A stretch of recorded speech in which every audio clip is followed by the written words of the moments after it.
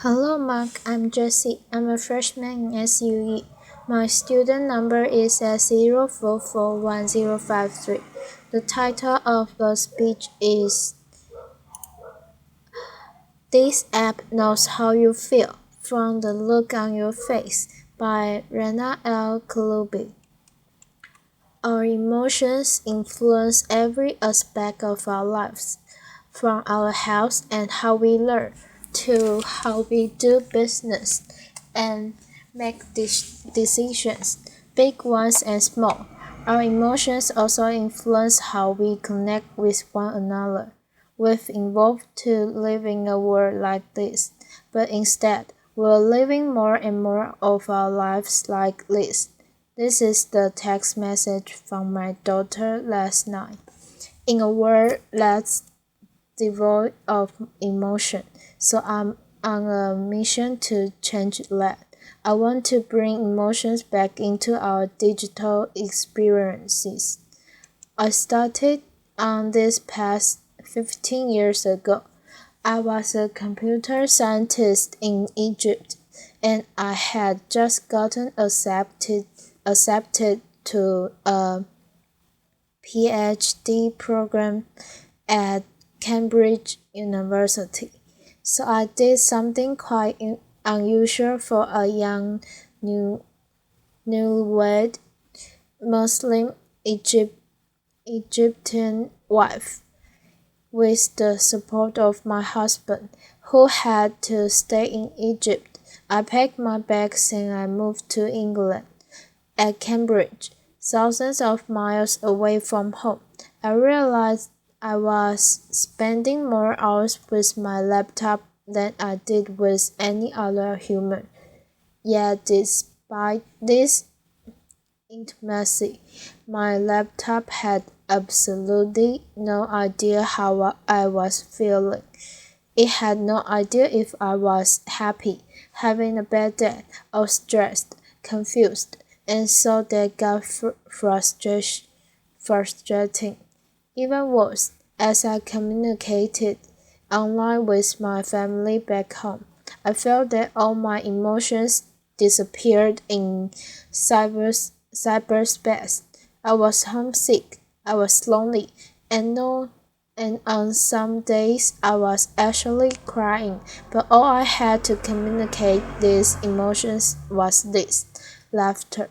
Today's technology has lots of IQ but no EQ, lots of co- cognitive intelligence but no emotional intelligence.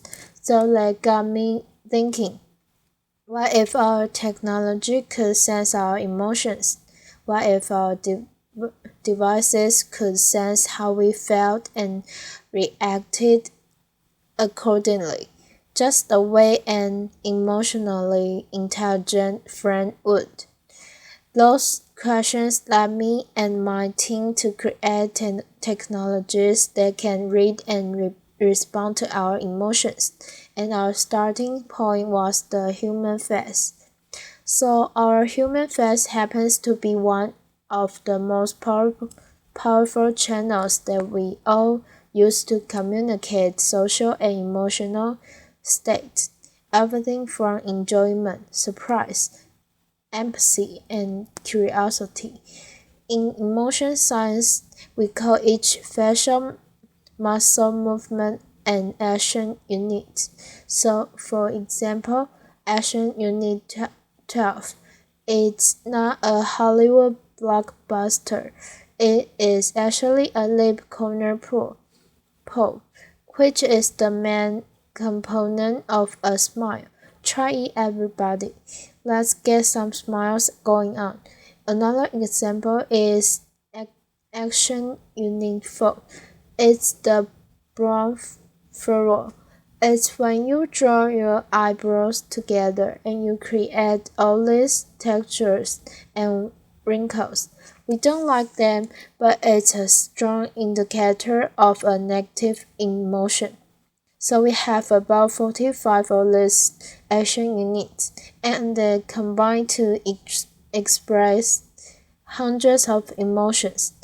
Teaching a computer to read these facial emotions is hard because these actions you need, they can be fast, they are subtle, and they combine in many different ways. So take for example the smile and the smirk. They look somewhat similar, but they mean very different things. Laughter. So the smile is positive, a smirk is often negative.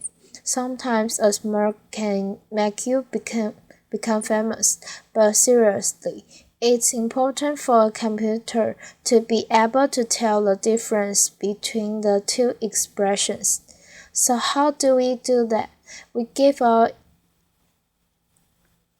algorithms tens of thousands of examples of people we know to be smiling from different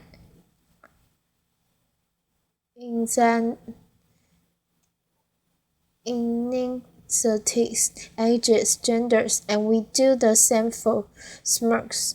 And then using deep learning, the algorithm looks for all these textures and wrinkles and shape changes on our face and basically learns that all smiles have common characteristics. All smirks have subtly different characteristics, and the next time it sees a new face, it essentially learns that this face has the same characteristics of a smile, and it says, aha, I recognize this. This is a smile expression. So the best way to demonstrate how this technology works is to try a live demo. So I need a volunteer, preferably somebody with a face laughter. Chloe is going to be our volunteer today. So over the past 5 years, we've moved from being a research project at MIT to a company where my team has worked really hard to make this technology work, as we like to say, in the wild. And we've also shrunk it so that the core emotion engine works on any mobile device with a camera, like this iPad. So let's give this a try. As you can see, the algorithm has essentially found Chloe's face. So it's this white bounding box, and it's tracking the main feature point on her face, so her eyebrows, her eyes, her mouth, and her nose. The question is, can it recognize her expression? So we're going to test the machine. So first of all, give me your poker face. Yep, awesome, laughter. And then as she smiles, this is a genuine smile. It's great. So you can see the green bar go up as she smiles. Now there was a big smile. Can you try a subtle smile to see if the computer can recognize? It does recognize subtle smiles as well. We've worked really hard to make that happen. And then eyebrow rest, indicator of surprise. Brow which is an indicator of confusion. Frown, yes, perfect. So these are all the different action you need. There's many more of them. This is just a slim down demo, but we call each reading an emotion data point, and then they can file together to portray different emotions. So on the right side of the demo, look like you are happy. So let's Joy. Joy fires up, and then give me a disgust face. Try to remember what it was like when Zen left One Direction. Laughter. Yeah, wrinkle your nose. Awesome. And the villains is actually quite negative, so you must have been a big fan. Surveillance is how positive or negative an experience is, and engagement is how expressive she is as well. So imagine if Chloe had a access to this real-time emotion stream and she could share it with anybody she wanted to. Thank you, applause. So far, we have amassed 12 billion of these emotion data points. It's the largest emotion database in the world. We've collected it from 2.9 million face videos, people who have agreed to share their emotions with us, and from 75 countries around the world. It's growing every day. It blows my mind away that we can now quantify something as personal as our emotions, and we can do it at this scale. So what have we learned to that? Gender. Our data confounds something that you might suspect. Women are more expressive than men. Not only do they smile more, their smiles last longer, and we cannot now really quantify what it is that men and women respond to differently. That's the culture. So in the United States, women are 40% more expressive than men. But curiously, we don't see any difference in the UK between men and women. Laughter, age. People who are 50 years and older are 25% more emotive than younger people. Women in their 20s smile a lot more than men the same age, perhaps a necessity for dating. But perhaps what surprised us the most about this data is that we happen to be expressive all the time, even when we are sitting in front of our devices alone. And it's not just when we are watching cat video on Facebook. We are expressive when we are emailing, texting, shopping online, or even doing our taxes. Where is this data used today? In understanding how we engage with media, so understanding reality and voting behavior, and also empowering our emotion enabling technology. And I want to share some examples that are especially close to my heart.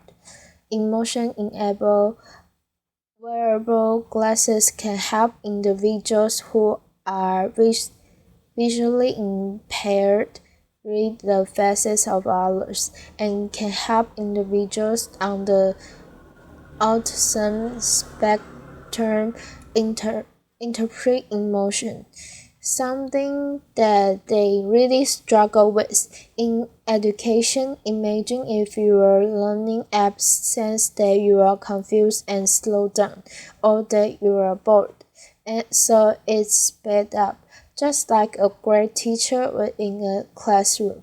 What if your wristwatch track your mood, or your car sense that you're tired, or perhaps your fridge knows that you are stressed, so it auto locks to prevent you from being eating. Laughter.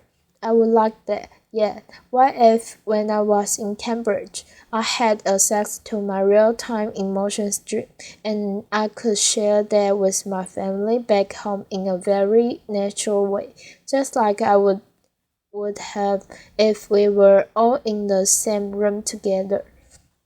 I think 5 years down the line, all our devices are going to have an emotion chip, and we won't remember what it was like when we couldn't just from at our device and our device would say, you didn't like that, did you? Our biggest challenge is that there are so many applications of this technology. My team and I realized that we can't build them all ourselves, so we've made this technology available so that other developers can get building and get creative. We recognize that there are potential risks, risks and potential for abuse. But personally, having spent many years doing this, I believe that the benefits to humanity from having emotionally intelligent technology far outweigh the potential for misuse. And I invite you all to be part of the conversation. The more people who know about this technology, the more we can all have a voice in how it's being used. So as more and more of our lives become digital, we are fighting a losing battle trying to curb our usage of devices in order to reclaim our emotions. So what I'm trying to do instead is to bring emotions into our technology and make our technologies more responsive. So I want those devices that have separated us to bring us back together. And by humanizing technology, we have this golden opportunity to reimagine how we connect with machines and therefore how we as human beings connect with one another. Thank you. Applause.